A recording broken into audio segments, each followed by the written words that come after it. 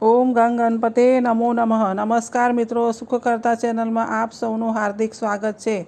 મિત્રો, હમણાં આપણે પવિત્ર એવા પુરુષોત્તમ માસને અનુલક્ષીને પુરુષોત્તમ માસની કથાઓનું પઠન અને શ્રવણ કરી રહ્યા છે. આ પહેલાંના વિડીયોમાં આપને રાજા ચિત્રબાહુ નામની કથાનું પઠન અને શ્રવણ કર્યું.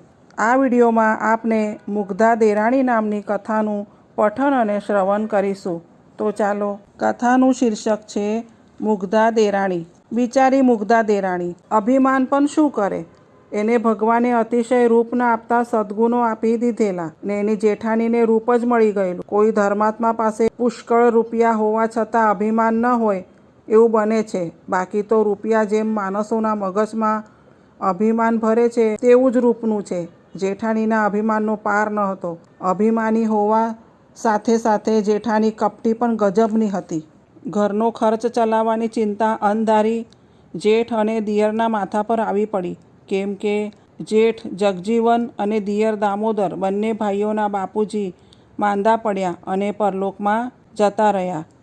જગજીવન અને દામોદર બંને ભાઈઓએ તેમની ધારાનગરીમાં ધંધો કરી કમાવાની ખૂબ મહેનત કરી, પણ તેમને જેટલા ધંધા કર્યા તેટલા ધંધામાં નુકસાની જ આવી. આખરે તેઓ કંટાળી બીજા પ્રાંતમાં ધંધો કરવા તૈયાર થયા. ધારાનગરી છોડી બંને ભાઈઓએ સૌરાષ્ટ્રમાં વલભીપુર જવાનું નક્કી કર્યું. એ સમયે વલભીપુર આખા જગતમાં વેપાર ઉદ્યોગ માટે જાણીતું હતું. જેનામાં થોડી ઘણી બુદ્ધિ હોય તેવો પુરુષ પણ વલભીપુરમાં ગયા પછી એકાદ વર્ષ સુધી કોઈ પણ વેપારીની દુકાને નોકરી કરી અનુભવી થતો.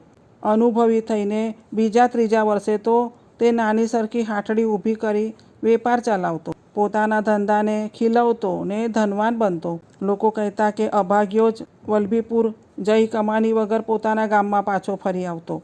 કમાની માટે નામવંત બનેલા વલભીપુર ઉપડવા અગાઉ દામોદર પોતાની જમના ભાભીને પોતાની પત્ની મુગ્ધાની જવાબદારી સોંપતો ગયો. જગજીવન અને દામોદર વલભીપુર ગયા પછી થોડા દહાડા તો જમના જેઠાણી અને મુગ્ધા દેરાણી વચ્ચે સુખ શાંતિ રહી. પણ એ પછી જેઠાણીએ ધીમે ધીમે દેરાણી પાસે દાસી જેવી ચાકરી કરાવવા માંડી. સાવ નજીવી ભૂલના બદલામાં ગાળો ભાંડવા માંડી. બિચારી મુગ્ધા સાવ ભોળી, એને સાચું લાગે તે બોલી દેતી. એકવાર મુગ્ધા પાણીનું માટલું ભરી પણિયારે મૂકવા જતી હતી.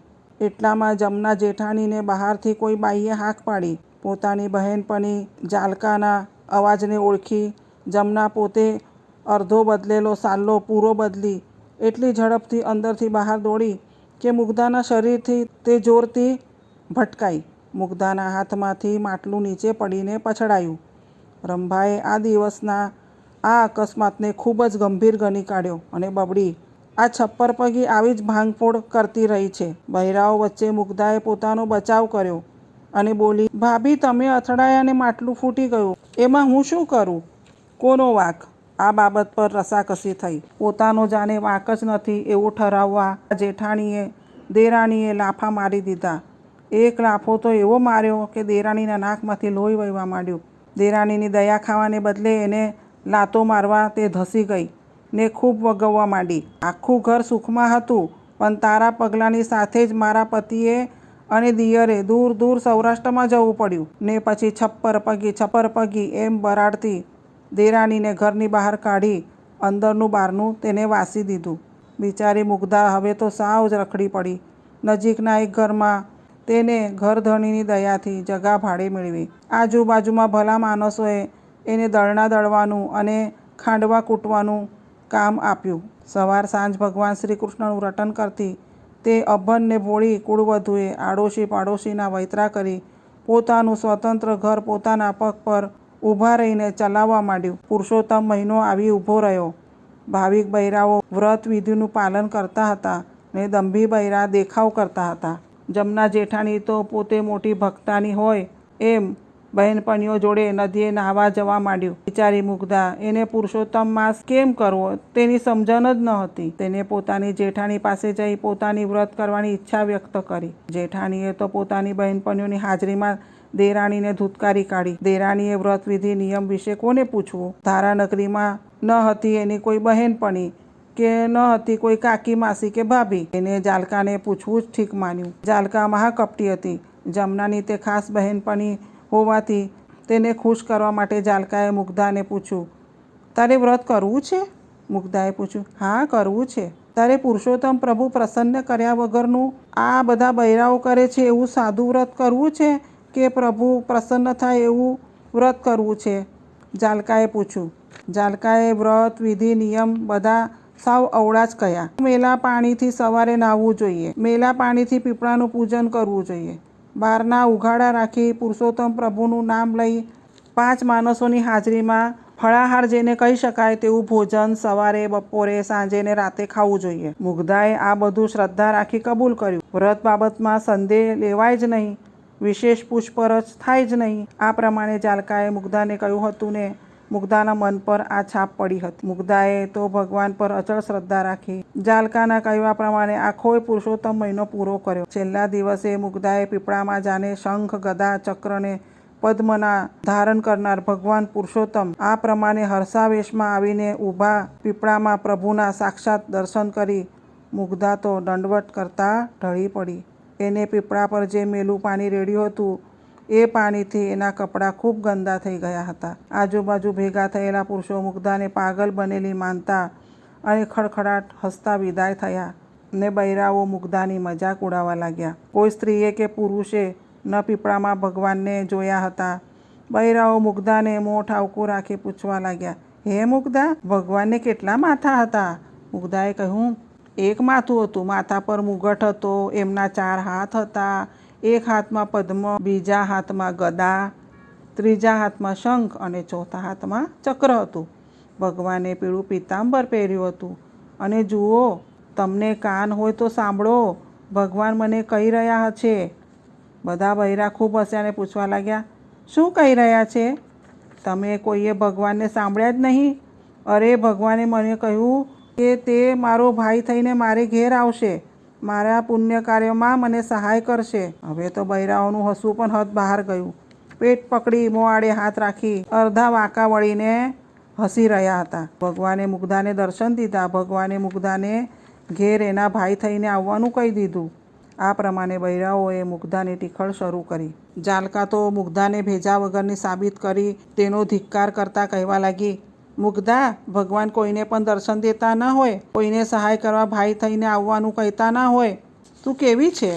આ બધું મજાકમાં બોલાયું છે એની શંકા લાવ્યા વિના ભોળી મુગ્ધા સાચું જ સમજી જાલકાનો ઉપકાર માની પૂછવા લાગી, હવે મારે કોઈ વિધિ નિયમ કરવાના બાકી રહ્યા છે? હા, હવે તારે ભગવાનની પ્રતિષ્ઠા તારા ઘરમાં કરવી જોઈએ ને 108 બ્રાહ્મણોને જમાડવા જોઈએ. જાલકાએ મોં ગંભીર રાખી મુગ્ધાનો ફજેતો કરવા તેને સલાહ આપી.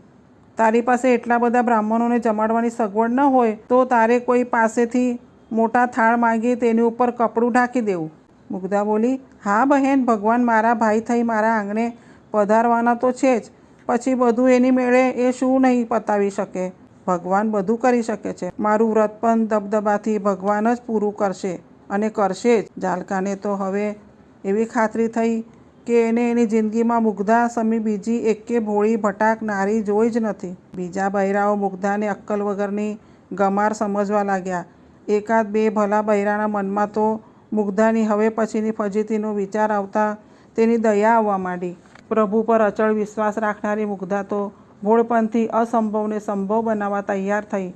તેને બ્રાહ્મણોને ઘેર ઘેર જઈ આવતીકાલે સહકુટુંબ જમવા પધારવાનું નોતરું આપ્યું. આ વાતની ખબર જમના જેઠાણીને પડતાની સાથે જ તેને પોતાની સારાઈ દેખાડવા બ્રાહ્મણોને ઘેર ઘેર જમવા પધારવાનું નિમંત્રણ આપ્યું. જાલકાનું ટીખળી બૈરા મંડળ તો મુગ્ધાની ફજેતી જોવા ઘડીએ ઘડીએ એના ઘરે ખબર કાઢવા દોડી આવવા લાગ્યા. બ્રાહ્મણો તો જમના જેઠાણીને ત્યાં પણ પહોંચ્યા ને મુગ્ધા દેરાણીને ત્યાં પણ હાજર થયા. મુગ્ધાને ત્યાં આવેલા બ્રાહ્મણો પીરસવાની વાટ જોવા લાગ્યા. જમના જેઠાણીને ત્યાં જમી પરવારેલા 2-3 કુટુંબો તો મુગ્ધાને ત્યાં થોડું ખાઈ દક્ષિણા માટે હાજર થયા. પણ કશી જ તૈયારી ન હોવાથી બ્રાહ્મણોમાં બડબડાટ શરૂ થયો. કેટલાય બ્રાહ્મણો પાતર પડિયા તો લાવો કે પાતર પડિયા મંગાવવાના બાકી છે, આવા પ્રશ્નોની ઝડી વરસાવવા લાગ્યા. મુગ્ધાની મૂંઝવણ વધવા માંડી. ક્યારે ભાઈ થઈ ભગવાન આવે એની જ વાટ જોતી ને ચારેય બાજુ નજર ફેરવતી હતી. તેઓ મુગ્ધાને પૂછતા, અરે પાતર પડિયા મંગાવીએ? ત્યારે મુગ્ધા ટૂંકમાં કહેતી, મારા ભાઈ બનીને ભગવાન તો પધારવા દો. આ ઉત્તર સાંભળી કેટલાક બ્રાહ્મણો તો છંછેડાઈ પડ્યા. એટલામાં સૌએ એક તેજસ્વી પુરુષને જોયો. એને બ્રાહ્મણોને કહ્યું, અરે હજી સુધી તમે લોકો જમવા જ નથી બેઠા? પણ પતરાવળીને પડ્યા? થોડા બ્રાહ્મણોએ તેજસ્વી પુરુષને પૂછ્યું. તેજસ્વી પુરુષે સામે પૂછ્યું, હે બ્રાહ્મણો, શું તમે પીરસેલા પાત્રોને પણ જોવા તૈયાર નથી? બ્રાહ્મણોએ મુગ્ધાના ઘરના આંગણામાં જોયું તો કેટલાય પાટલાને કેટલાય ઢીચણિયા નજરે પડ્યા. પાટલા પર શાક, ભાજી, દાળ, લાડુ વગેરેથી ભરેલા થાળ સુદ્ધા દેખાયા. બ્રાહ્મણો દોડ્યા અને પાટલા પર ગોઠવાયા.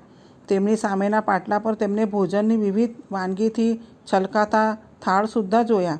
બ્રાહ્મણો તો મંત્રોચ્ચાર કરીને ભોજન આરોગવા લાગ્યા. બધા બ્રાહ્મણો ભોજનથી પરવાર્યા કે તરત જ તેજસ્વી પુરુષે મુગ્ધાના હાથમાં સુવર્ણ મુદ્રાથી ભરેલી મોટી થેલી મૂકી.